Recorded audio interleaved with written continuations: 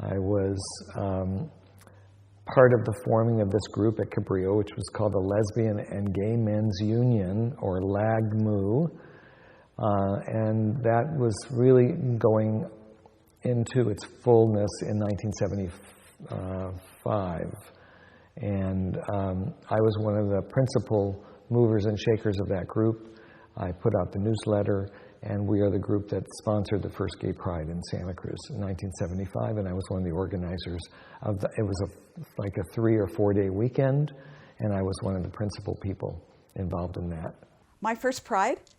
Oh, God. The first Pride I went to where I marched was the one when the Briggs Initiative was in, and it was awesome. It was so much fun.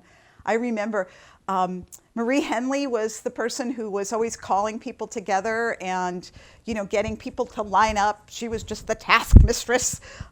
She was awesome. And I think that it was a time of coming out for a lot of people. And the only option was the gay bar. And we decided that kind of out of the feminist movement and the men's consciousness raising movement, that we wanted to do a bunch of workshops and have different themes to those workshops and have it at Cabrillo and invite the community, such as it was, to come and hang out for the day. We also decided to have a music concert as part of that, and Lou Harrison, who was a world-famous composer, lived in Aptos with his longtime partner, Bill, and they were the musical entertainment. We had a dance.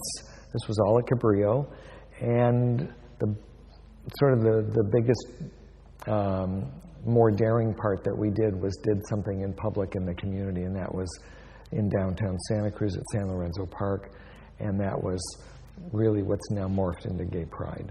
So for us, it was very much, I think, a time of identification and bonding. What was also true is it was extremely hostile walking down Pacific Avenue.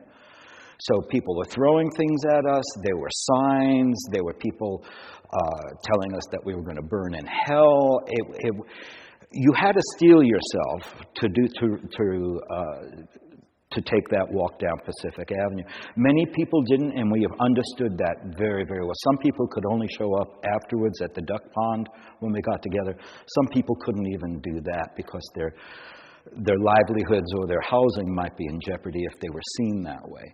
So it was a scary time, and it was an exciting time, and it was always something I was glad we did.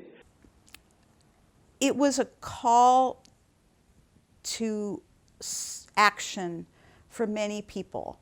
Like, coming out and being in Pride the first year meant something to all those young gay men who, went to Rocky Horror and then they'd march with the fairies or they'd march with a group.